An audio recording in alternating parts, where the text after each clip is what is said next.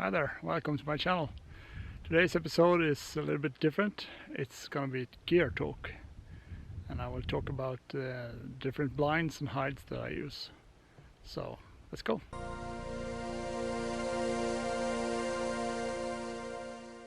So if you have been watching my channel, you have maybe noticed that I seldom use camo clothes or hides or blinds.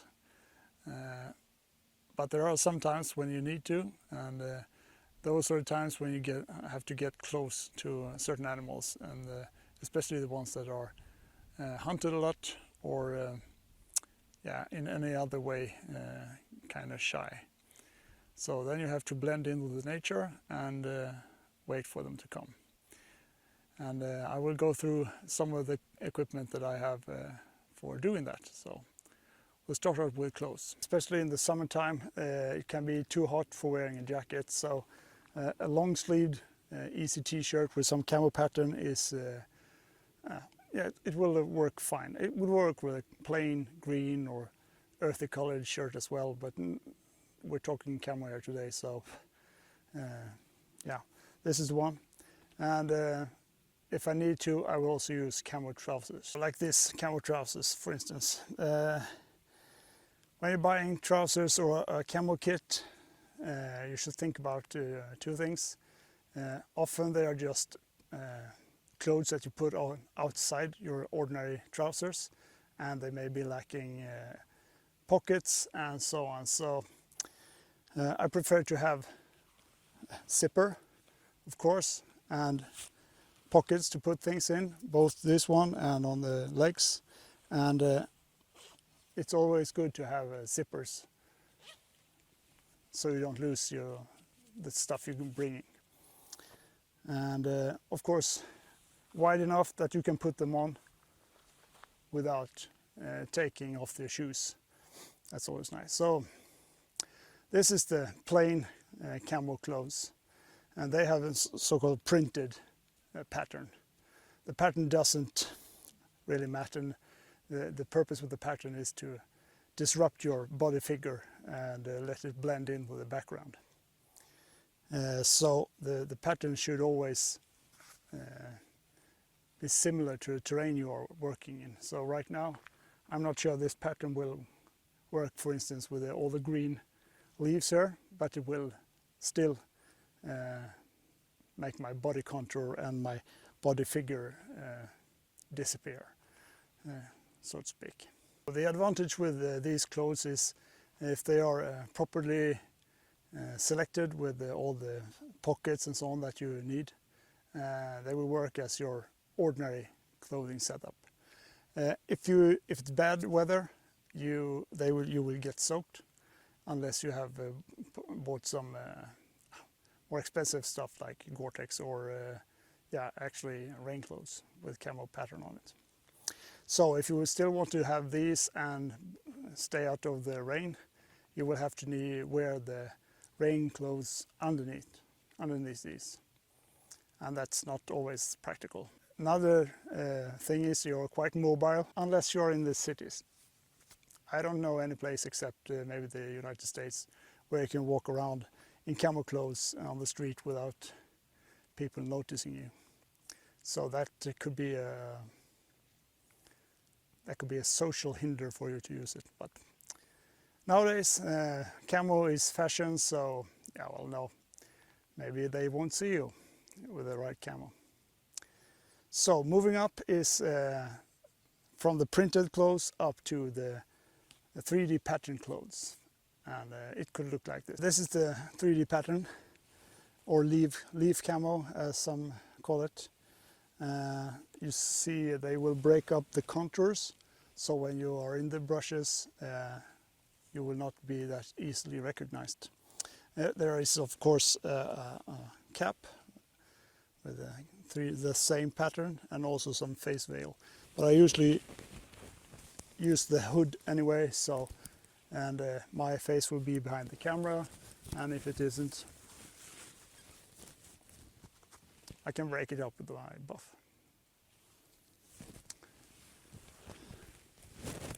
So advantages with this one, well, It's almost see-through. I don't know if you can see that. So it isn't that warm as the other camel clothes, which means that you need to have some other clothes under. And during summertime, or the warm days, I've actually had shorts and a t-shirt, some earthy color under, and this will work anyway. So that's kind of cool, cooling effect when you're outside. It's still camo. But if it's cold or raining, you will have to have, as with the others, rain clothes underneath, and because the rain will, yeah, you understand, go straight through. This doesn't have pockets. There are some that have. They have holes in the sides here, so I can reach into the trousers underneath.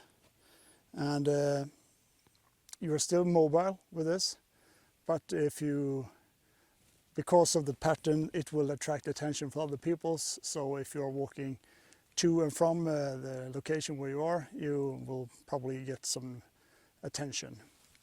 So that means that often you have to have a place where you can change, so you don't disturb people. And also, if you are sneaking around like this, people will ask questions probably, especially if they are living close by. So this is the 3D pattern, and we have to step it up once again. So this time we will get a ghillie suit, and it will completely take away your figure, I hope. Let's see. As you can see, the ghillie suit really breaks up your contours, or even in a 3D way, it will often blend in very well wherever you are. Also, this one has a hood like this, and I can use my veil or my buff to disguise myself better. There are no pockets, which is too bad. There are holes in the trousers, so you can reach in underneath the trousers underneath. But the real downside with this is, except getting a lot of attention from other people, is that you will get stuck in everything, small branches and twigs, when you move around. So it's kind of a stationary clothing, unless you're like this open terrain. As soon as you get in and crawl or something on the ground, you will get stuck, and that's the big negative thing about this one.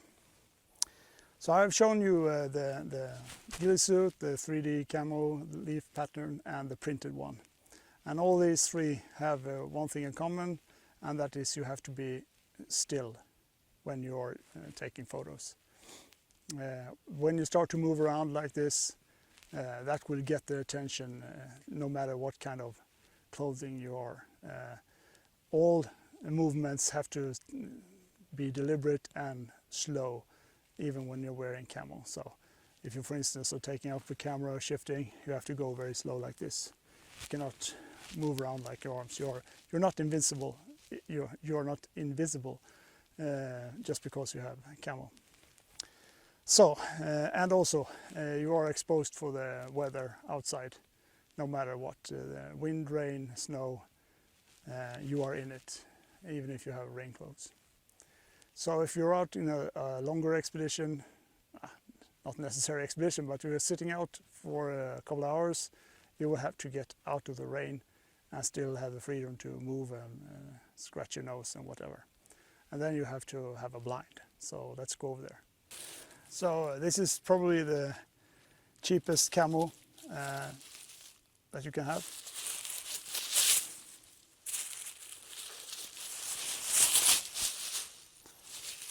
It's the good old camo net.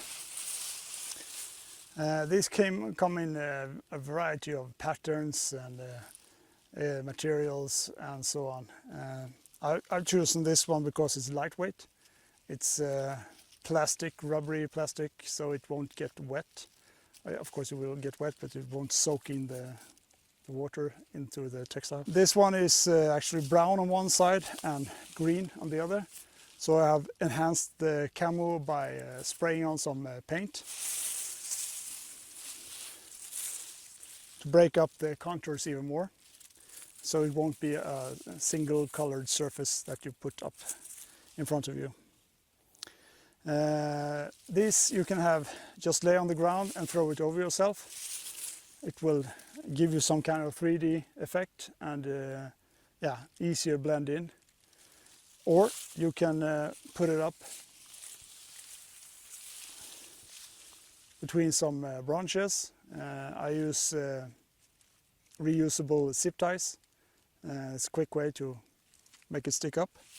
Or you can even buy it, or you can even build a simple hide by using like a teepee or sticks and stones. Maybe not stones, but sticks.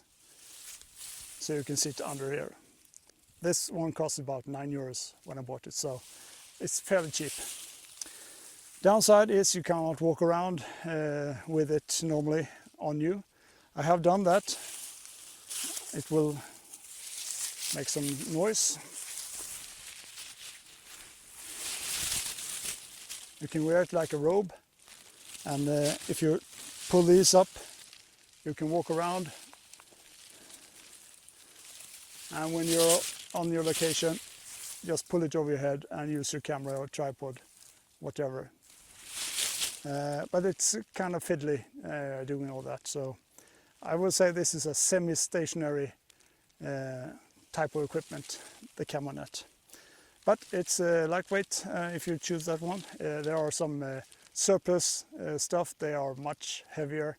They are built to do something completely different than hide you and your camera. So this is a hunter's camo net, the easy one.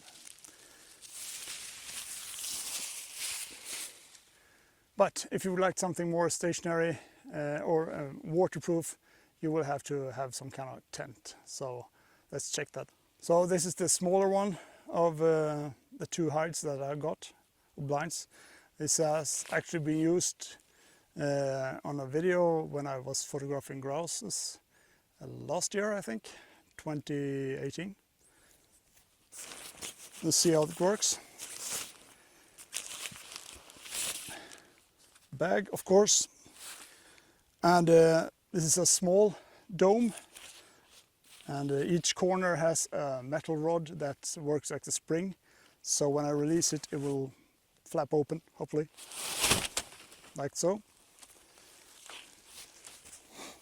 So this is the shape of it. 4 sides like this, and there's a bottom as well.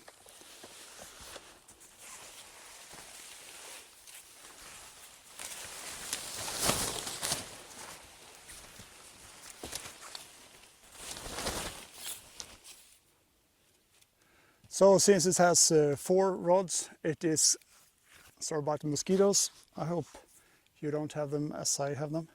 So it's quite stable. I usually don't put the pins in the ground, mostly because there is a floor. So when I'm inside, even if the wind is blowing quite heavily, it won't blow away. So this is actually a children's tent that I bought on a sale once.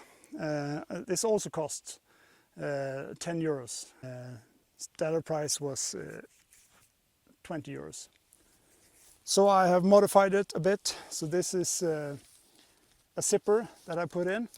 You can open from the top down or from the bottom up, depending on what height you want your lens. And also I sewn in some holes here with put some scrims in front so I can look out. This is the standard entrance, so it will work as a low opening. If I open it from the bottom, I can ground level, or I can use the lens up here. An observation hole, but it's not sewn, so I could potentially put out a smaller lens, not the 600, the 1-400 maybe. And if you saw the video with the grouses, you know that I actually overshot the position where I was staying, so it meant that I only had one hole towards the grouses, and I was able to move the hide whilst in it, and that was because I didn't put the pegs in the ground, so good thing that happened. And this is the main compartment for the big 600, with also a scrim to look out through. And for the price, this is really cheap. And the downside it is a play tent, a children's tent, so it is not especially waterproof. The seams are not taped, and the fabric itself is not that water repellent. Some easy showers, yes, but not rain for longer periods. Due to the fact that it's lower, I cannot stand up in it. I can, however, sleep inside on the diagonal, but for a longer sit I have another blind, so let's see how that looks like.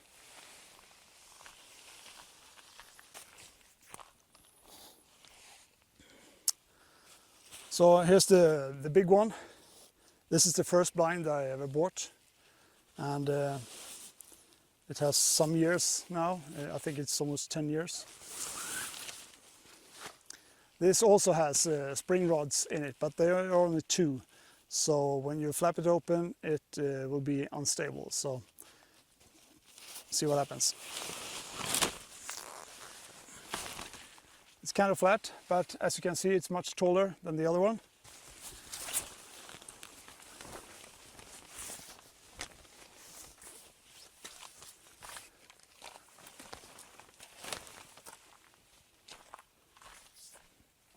So this is a hunter's blind, and there are some differences between this and the small one. First, the inside is black, so you won't you will be sitting in the shadow even if you have the opening fully open. So it's quite dark in there. It has openings on all sides that I have modified. I have put some mosquito net, sewn them here, and then I also have some thin fabric that I can adjust depending on how much I want to have open here. So it will create a little bit of 3D effect as well, and break up this pattern. That it's a quite big area, and it has the same pattern, so it will stick out. I have a picture of that the first time I was using it, coming up right now. And as you can see, it looks kind of strange in the environment. So anything that can break up the silhouette. Main hole, and this fabric is actually so thin that I can see through it. I don't know if you can see the hand through, but when I'm sitting inside I can see through it quite a lot, and that helps me. I prefer having observations holes on all sides when I'm out. That way I can get some warning by looking and see if something is coming in from the rear and walking in from the side, and to be ready. Because sitting in the blind you will get tired eventually. You won't be able to sit fully concentrated all the time, so that's good. And also I can stand up. Sitting several hours in a chair, which I usually use in this one. In the smaller one I usually sit on the ground. I need to stretch out sometimes. In the small one I can lay down fully on the ground to stretch out my back and legs. But in this one it's a little bit smaller footprint, so I can't do that. So I will be able to stand up in this one. These come in different sizes nowadays, so there's one that there are several that are smaller like this. This is more waterproof than the small one. I've been sitting out in rain / snow, and yeah, it kept out the water quite good. It will seep in through the openings, and now it's getting a little bit weared down, so it will go in some holes as well. This one and the smaller one has one advantage, or several advantages from the other clothing mosquito net. That is that you can move around inside them. You can make a coffee, you can take a nap, scratch your nose, and so on. And since they are so thick, especially this one, this is actually built to keep your scent inside. So the scent will seep out through the holes. When you're wearing camo or camo clothes or camo net, your scent will go with the wind, no matter. You will not conceal it. So deers and other mammals, they will pick up your scent before they see you. In this case, the scent will come last, but they will definitely see the hide. So don't think that this makes it makes them not see you, but they will see the hides. And there are some things you have to consider when you're putting the hides up, for instance. And more of that some other time maybe. We have one type of clothing slash camo, that is a bag hide. It is essentially a bag that you throw over yourself and sometimes over your camera.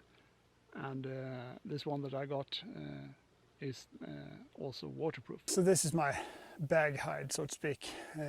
It's an insulated sleeping bag slash poncho with several holes for arms and zip ties that goes all around. And it's waterproof on the outside. And if it's raining, or I just want to be concealed, I can sit here. I have my camera ready here, so either I can use my arms on the outside to bring it up, or I can actually have it inside, like this. You might have seen this in one video when I was photographing Arctic fox in the Norwegian mountains, 2017 I think it was. It's quite handy since it is waterproof, and I can walk around in it even if it is a little bit fiddly. Right now I'm sitting on a stool, so standing up, try not to mess up. So standing up, I will need a waist belt so my feet is clear from the ground, and now I can walk around. If I want to and get caught by bad weather, especially in the mountains, I can stay overnight in this actually. So this was the bag hide. And finally one of my favorites, but the most expensive blind.